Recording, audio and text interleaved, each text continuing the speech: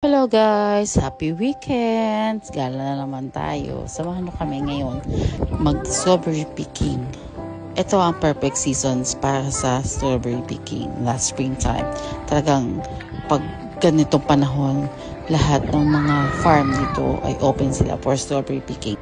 8 years ago pa ang una naming strawberry picking na nung medyo bago-bago pa lang kami dito sa Australia. Perfect timing talaga ang weather ngayon na medyo mainit pero tama lang naman, hindi siya masakit sa balat. Kaya ngayon, nag-enjoy yung mga bata sa pag-pick ng strawberry. Medyo madaming tao ngayon at talagang full pack ang parking kaya pagalingan na lang pagpili ng parking spot.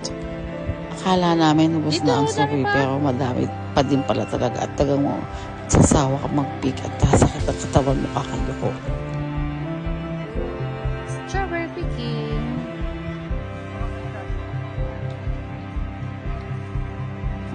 Nag-start kami doon sa unang layer pero medyo wala na, ubos na pala kaya naglakad-lakad kami at nagtingin kami sa bandang gitna. Ayun, sa bandang gitna napakadami pa din talaga. Nakakatuwa talagang mag-pick ng strawberry. Talagang ikaw na lang magsasawa at talagang mapapagod ka na lang na kumain ng mga strawberries.